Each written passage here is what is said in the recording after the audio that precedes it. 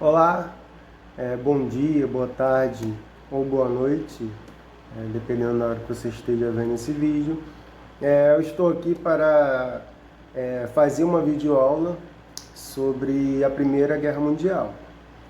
Nós já falamos um pouco sobre o assunto e eu preparei uma aula um pouco diferente para que não fique muito repetitivo, tá? E eu colocarei aqui no vídeo um e-mail para dúvidas e também colocarei os tópicos em que eu estarei falando. Primeiro você tem que ter muita atenção por conta das notificações das redes sociais. Então você já tira essas notificações para que seu foco não mude de uma hora para outra, tá bom? Eu tenho aqui atrás as imagens da Primeira Guerra para que você realmente viaje no que eu estou falando. Bem, a Grande Guerra, como era conhecida, ela iniciou em 1914 e vai até 1918, tá? Toda guerra, ela afeta o mundo, tá? De todas as formas, principalmente economicamente. A Primeira Guerra Mundial teve todos os países, né, todos os impérios participando? Não diretamente, mas praticamente o mundo todo ele participou indiretamente da guerra, tá bom? A Europa vivia, né, um crescimento econômico muito grande porque ela estava lucrando muito com os seus impérios, tá? Principalmente na África, quando eles dividiram a África entre eles.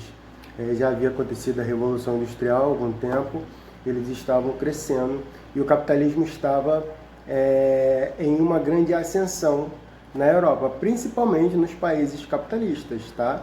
Inglaterra, Prússia também, antes de surgir a Alemanha, eu já irei falar. Nós chamamos esse período de Belle Época, né? Quando eles estavam vivendo as maravilhas da economia.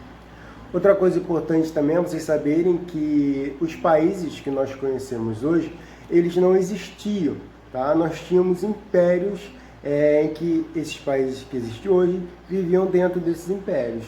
A Alemanha, ela ainda estava para surgir, tá? Nós tínhamos ali, né, os descendentes desse país, da Alemanha, a Prússia, tá?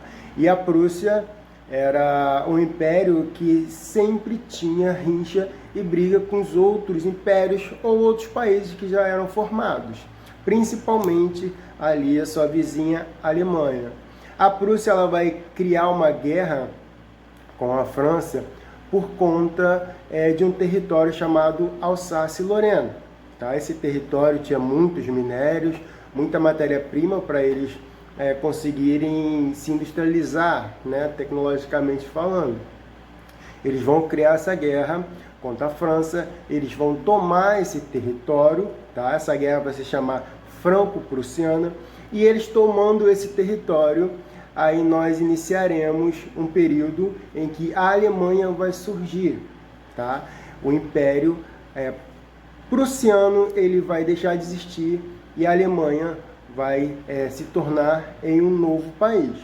Só que esse novo país ele vai se chamar também Segundo Reich, tá?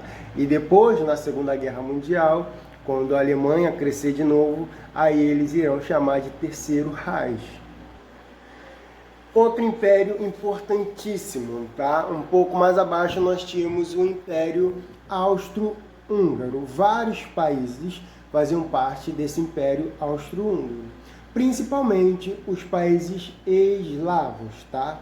Países eslavos eram todos aqueles que tinham a descendência da língua eslava, tá? Eu vou deixar aqui para vocês analisarem e pesquisarem se quiserem. Esses países eslavos, eles não gostavam do domínio do Império Austro-Húngaro sobre eles. E isso irá trazer uma insatisfação nacionalista, tá? Irá surgir vários grupos rebeldes que irão atacar várias vezes o Império Austro-Húngaro, não assim como guerra, mas sim como militância, tá? Tipo, chega alguém importante e eles vão lá tentar atirar, tentar matar, botar bomba, e isso é que vai trazer, na verdade, o primeiro caso que vai dar a origem à Primeira Guerra Mundial. Mas é óbvio que vocês têm que analisar que a guerra ela já estava para acontecer, tá? A França já tinha rincha com a Alemanha, a antiga Prússia, tá? A Inglaterra também tinha rincha com a Alemanha. Na verdade, a Alemanha tinha rincha com todo mundo. A Alemanha não gostava da França por conta do território da Alsácia-Lorena. A Alemanha não gostava da Inglaterra por conta, para ver quem era o país, vamos dizer assim, mais industrializado ou o maior país capitalista do planeta. Lembrando que os Estados Unidos ainda era bem fraquinho no período, tá? O país que tinha ali uma grande potência era a Inglaterra e em seguida a Alemanha. E a Alemanha também tinha rincha com a Rússia, porque a Alemanha queria comercializar lá embaixo, passando lá por Oriente Médio, queria até passar uma ferrovia, e a Rússia não deixava, porque a Rússia vivia em um império ainda, tá? Isso não vem ao caso agora. Então você analisa que a Alemanha ela brigava com todo mundo, e a Alemanha ficava bem ali no meio, tá? Para a Alemanha brigar diretamente com a Inglaterra, tinha que passar pela França. Então um país que sempre sofria, até sofreu na Segunda Guerra Mundial também, vai ser a França. O que nós chamamos de estopim vai ser realmente o motivo, mas não o motivo oficial, tá? Presta atenção. Quando o arquiduque, o herdeiro do trono austro-húngaro, ele vai para a Bósnia, dar uma volta, ele vai fazer comercialização política, conversas, ele acaba sofrendo um ataque dos militantes, tá? Como eu havia falado, os militantes sérvios sempre buscavam uma militância para tentar tirar, para tentar matar alguém. E a importância para eles, matar o arquiduque era um ato de militância gigantesco. Eles precisavam disso. E eles conseguem, lá na Bósnia, matar esse arquiduque. Aí vai ser o motivo para estourar a guerra. Aí nós temos alguns países declarando guerra para outros países. O primeiro país a declarar guerra, óbvio, vai ser o Império Austro-Húngaro, que vai declarar guerra à Sérvia. Só que tome cuidado, porque a Sérvia ela não vai participar tanto da guerra como os principais países. A partir daí nós temos as políticas de alianças, tá? Quando um país declara guerra ao outro país, por exemplo, o Império Austro-Húngaro declarou guerra à Sérvia. Porém, a Sérvia era amiga, tinha uma aliança com a Rússia. Então, automaticamente, o Império Austro-Húngaro também declara guerra à Rússia, tá? E a Rússia, como era inimiga da Alemanha, obviamente a Alemanha vai se juntar ao Império Austro-Húngaro, que a Alemanha também era inimiga da Inglaterra. A Inglaterra vai se juntar com a Rússia e a Alemanha. Então nós formamos aí algumas alianças. Primeiro, a Tríplice Entente, colocarei aqui. Depois, a Tríplice Aliança, também colocarei aqui. Esses países irão brigar entre si. Um país interessante falar, a Itália vai ser um país que não vai participar muito da guerra, tá? Também depois a Itália vai mudar de lado e eu já irei falar sobre. A Primeira Guerra ela teve algumas fases, tá? A primeira foi a fase de movimentação, nós chamamos de fases de movimentos, onde os soldados eles passaram a se movimentar para as fronteiras, tá? Principalmente ali na Alemanha. Eles vão começar a ir para as fronteiras da França, porque o sonho dos alemães era conseguir atacar, a Inglaterra. E eles querendo atacar a Inglaterra, tem que passar pela França para passar pelo Canal da Mancha.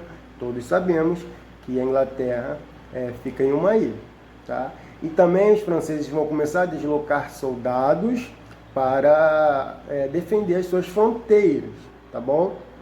Outra coisa interessante também analisar que a guerra de movimento ainda era uma preparação, ninguém ainda se atacou.